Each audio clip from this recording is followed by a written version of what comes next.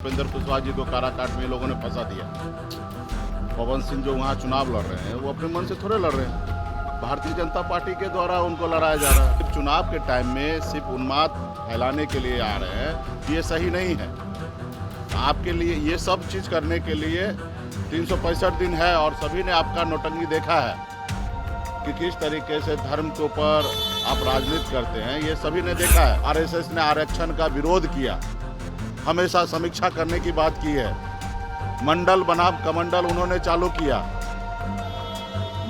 पिछड़ा दलित ये राज नहीं कर सकता है, जन्मसिद्ध अधिकार है उसको गुलामी करने का, ये आरएसएस का हमेशा एजेंडा में रहा है। नमस्कार, आप देख रहे थे बिहार टॉप और मैं हूं आपके साथ करुणा तिवारी। वीआईपी सुप्रीमो मुकेश सहनी ने एक बार फिर से पीएम नरेंद्र मोदी और एनडीए को घेरा है।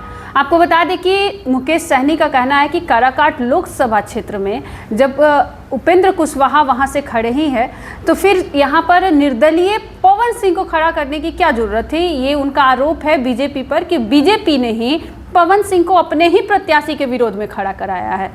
अब आपको बता दें कि आगे भी मुकेश सहनी ने कहा कि जो 400 का पार का नारा लगा रहे हैं वो इस बार तो भूल गए हैं। दूसरी बात कि जब ये 40 सीट की बात करते हैं तो वो भी अब नहीं करे, क्योंकि उनके ही जेडीयू के एक विधायक ने या इस पर टिप्पणी कर दी है कि 30 से 32 सीट तक वो लोग सिमट कर रह जाएंगे। तो पहले आप देखिए ये वीडियो कि मुकेश सहनी ने क्या कुछ कहा। तो नहीं तो ये तो एक्चुअली वो लोगों को आपस में कोऑर्डिनेशन नहीं है और सब पार्टी अपने अपने लिए लड़ रहे हैं, चाहे वो एलजेपी हो, चाहे जेडीयू हो या बीजेपी हो, और सब एक दूसरे को हराने के लिए लगे हैं। अब देखिए ना किस तरीके से उपेंद्र कुशवाहा जी को काराकाट में लोगों ने फंसा दिया। पवन सिंह जो वहाँ चुनाव लड़ रहे हैं वो अपने मन से थोड़े लड़ रहे हैं, भारतीय जनता पार्टी के द्वारा उनको लड़ाया जा रहा है। वो भारतीय जनता पार्टी का जग जाहिर है कि उनके टॉप लेवल पे जितने भी नेता हैं उनके डायरेक्ट संपर्क में है। उनको तो जो इंडिया गठबंधन से भी चुनाव लड़ने का ऑफर था, लेकिन पता चला कि सामने भाजपा है तो नहीं लड़ा। पता चला कि सामने भाजपा है तो नहीं लड़ा। बोला कि अगर जेडीयू रहता तो हम लड़ते या एलजेपी रहता तो लड़ते, लेकिन भाजपा है करके नहीं लड़े। यानी कि भारतीय जनता पार्टी से जो व्यक्ति इतना डरे वो कैसे वहाँ पे चुनाव लड़ेंगे उपेंद्र कुशवाहा जी को हराने के लिए। तो आपस में वो लोगों का तालमेल नहीं है और ये तो होना ही है। और उनको लग रहा है कि अभी माहौल नहीं है, हमारा बेइज्जती हो रहा है, तो मंच को छोड़ के जा रहे हैं। ये कोई नई बात थोड़े है। प्रधानमंत्री के रोड शो के बाद पहले ही अब हेमंत विश्वकर्मा का एंट्री बिहार में होने वाला है, उसके बाद योगी आदित्यनाथ भी आ रहे हैं। तो क्या लगता है कि 40 और 400 का नारा जो बीजेपी वाले दे रहे हैं तो क्या पार कर पाएंगे जो ये लोग नेता, जो बड़े बड़े नेता जो आ रहे हैं? आप भी 400 बोलते बोलते हंसने लगे तो हंसी का बात है। देखिए बिहार आए, सबका स्वागत है, बिहार आइए, बिहार में घूमिए। मेरा एक ही आग्रह है कि सिर्फ चुनाव के समय नहीं, बाकी समय में भी आए, बिहार के लिए सोचिए, बिहारी के लिए सोचिए, बिहार के युवा के लिए सोचिए, बिहार के किसान के लिए सोचिए। सिर्फ चुनाव के टाइम में सिर्फ उन्माद फैलाने के लिए आ रहे हैं तो ये सही नहीं है। आपके लिए ये सब चीज़ करने के लिए 365 दिन है और सभी ने आपका नौटंकी देखा है कि किस तरीके से धर्म के ऊपर आप राजनीति करते हैं, ये सभी ने देखा है। आप अपने आप को हिंदू सनातन कहते हैं, गौ माता का रक्षक कहते हैं, और वही बीफ कंपनी से 250 करोड़ रुपया का चंदा ले लेते हैं ताकि वो बीफ कंपनी वाला और ज़्यादा से ज़्यादा पशु को कत्लेआम करे और आपको ज़्यादा से ज़्यादा मुनाफा आपको पहुंचाए। तो ये सिर्फ चुनाव में ये लोग ढोंग कर रहा है, ना इनको विकास से मतलब है ना विरासत से मतलब है। सिर्फ ये नौटंकी कर रहे, ढोंग कर रहे हैं। बड़े बड़े पोस्टर पर लिखा है कि विरासत भी रहेगा, विकास भी रहेगा। अरे ना विकास है ना विरासत है, सब ढोंग है। आपको सिर्फ सत्ता में रहना है, गरीब पिछड़ा दलित को अधिकार को खाना है, भी सिर्फ यही भारतीय जनता पार्टी का मूल मंत्र है।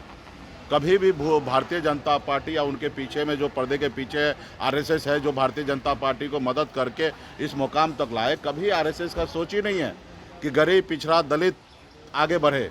आप आज़ादी से लेकर अब तक देखिएगा, हमेशा आरएसएस ने आरक्षण का विरोध किया, हमेशा समीक्षा करने की बात की है। मंडल बनाम कमंडल उन्होंने चालू किया। पिछड़ा दलित ये राज नहीं कर सकता है, जन्मसिद्ध अधिकार है उसको गुलामी करने का, ये आरएसएस का हमेशा एजेंडा में रहा है। तो ये लोग हमेशा गरीब पिछड़ा दलित को साथ नहीं लेना चाहता। उनके हाथ से ये लोग जब पानी नहीं पीता है, जब हमारे हाथ से चाय नहीं पीता है, ये मेरी आवाज़ कैसे संसद भवन में बुलाए उठाएगा? हमारे बेहतरी के लिए कैसे पॉलिसी बनाएगा? कभी नहीं पॉलिसी बनाएगा।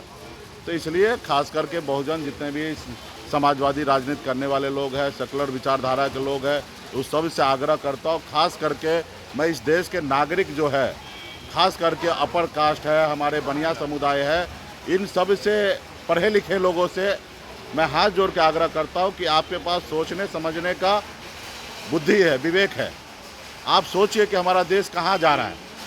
क्या देश ऐसे चलेगा, हिंदू मुसलमान करके चलेगा, कि देश विकास के रास्ते पे चलेगा? आप पाकिस्तान की चर्चा करते हैं, लेकिन पाकिस्तान चले जाते हैं बिरयानी खाने के लिए। आप चाइना का क्यों नहीं चर्चा करते हैं? जो 18 ट्रिलियन डॉलर का अर्थव्यवस्था उनका है, उसका जिक्र क्यों नहीं करते? आपके हिंदुस्तान का, इंडिया का 8 गुना ज़्यादा वहाँ का अर्थव्यवस्था मजबूत है, आप वो चर्चा क्यों नहीं कर रहे? 1984 में भारत और चाइना एक समान था, बराबरी था। आज देखिए हमसे 7 गुना 8 गुना ज़्यादा धन दौलत उनके पास है। तो ये सब चीज़ पे बहस नहीं करेंगे। जो चीज़ पहले हो गया, किस कालखंड में हुआ, क्यों हुआ, किन से गलती हुआ, उस सब के जिक्र आज क्यों करना? हम सब चीज़ को भूल के आगे कैसे बढ़े हैं? हम चाइना को देखें, अमेरिका को देखें, लंदन को देखें, उनसे सीख ले, हम आगे बढ़े। अब हमारे पूर्वज क्या किए, नहीं किए, किस परिस्थिति में किए, कैसे किए, अब उनके बारे में ज़्यादा नहीं सोचना है। हमें आज के समय में क्या करना चाहिए, उस रास्ते पे चलना है। तो ये लोगों का ढोंग है, और ये ढोंग जनता के बीच में आ गया, युवा के बीच में आ गया, सभी लोग जानने लगे। अभी कोई इनके साथ नहीं है। आपने सुना मुकेश सहनी ने सीधे तौर पर ये भी कहा कि ये लोग सिर्फ चुनाव के लिए बिहार आ रहे हैं। जब पत्रकारों ने उनसे पूछा मुकेश सहनी से कि यहाँ पे पीएम नरेंद्र मोदी 12 मई को आ रहे, रोड शो कर रहे हैं, साथ में अब आपको भी हेमंत बिस्व शर्मा भी आ रहे हैं, योगी भी आ रहे हैं, तो इस पर उनका कहना है कि कोई कितना भी आ जाए, इस बार बिहार की जनता चौंकाने वाला ही रिजल्ट देगी।